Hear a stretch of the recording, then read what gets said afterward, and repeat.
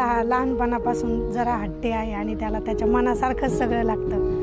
मग मी मोठी बहीण असली तरी अनेक वेळा तो माझ्यावर सुद्धा रुबाब करायचा आणि केअरफुल पण आहे तसा.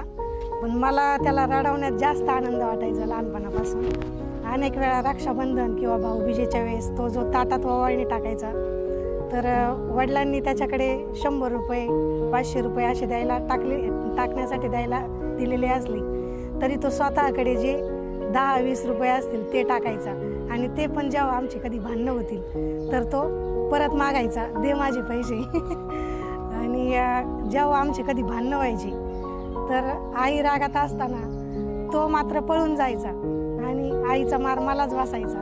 जेव्हा आईचा राग थोड्या वेळाने शांत होईल तेव्हा हळूच घरात यायचा आणि मस्त हसायचा माझ्यावर खूप वेळा. आणि मोठा झाल्यानंतर जरी माझ्यापेक्षा लहान असला तरी अनेक वेळा त्याने माझी काळजी घेतली. आणि कोरोनातला प्रसंग मी कधी विसरू शकत नाही. आज मी जिवंत आहे ती त्याच्यामुळेच. देवानंदला त्याच्या मनासारखी जशी पाहिजे अगदी तशीच मुलगी मिळाली याबद्दल मलासुद्धा खूप आनंद होतो आहे. आणि त्यांच्या या इथून पुढच्या आयुष्यात त्यांच्या आयुष्यात सतत प्रेमाचा सागर वाहत राहो हीच साईचरणी प्रार्थना. आणि त्यांच्या दोघांसाठी एकच गाणं म्हणेल की साजिरी गोजिरी जोडी आहे ही जबर, लाखात एक हे मेड फॉर इच अदर. अशा या दोघांना कुणाची नजर लागो ना. साजिरी गोजिरी जोडी आहे ही जबर, लाखात एक हे मेड फॉर इच अदर. अशा या दोघांना कुणाची नजर लागो ना. देवानंद गेले 10 वर्षापासून सरासरी मी ओळखतो. तो अतिशय चंचल, हुशार आणि इव्हेंट मॅनेजमेंट हे त्याच्याकडे अतिशय चांगल्या पद्धतीचा आहे. अगदी कुठलाही प्रसंग असो तो कसा मॅनेज करायचा हे त्याच्याकडून शिकलं पाहिजे. आणि ते पण चांगल्या पद्धतीनेच तो प्रसंग त्या ठिकाणी मॅनेज करतो.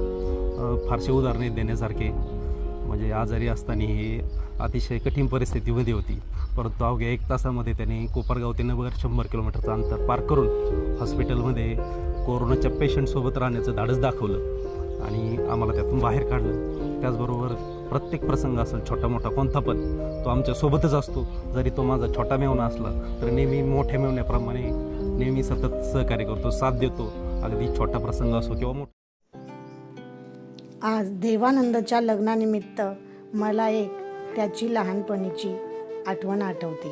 ती म्हणजे आम्ही सर्व सख्खी आणि चुलत भावंड एकदा आजोबांसोबत गावातल्या लग्नासाठी गेलो होतो आणि तिथे छान असा लग्न सोहळा आनंदात पार पडत होता. तर का कोण जाणे देवानंदला काय वाटलं ते.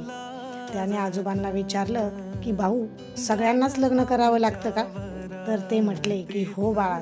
मग देवानंदने पुढचा प्रश्न विचारला की मग मी मोठा झाल्यावर माझं पण असंच लग्न होईल का, अशी छान बायको मलाही मिळेल का.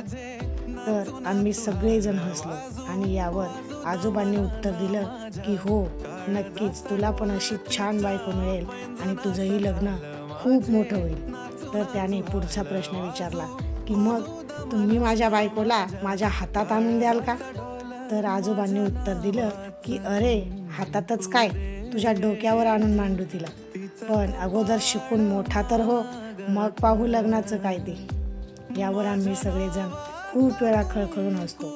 आणि आज शिवानीच्या रूपाने त्याला छान अशी सुंदर बायको मिळाली आणि लहानपणी तो बोलला त्याप्रमाणे मोठं लग्नही होतंय. आणि या आठवणीनिमित्त आम्ही खूप खूप हसतोय.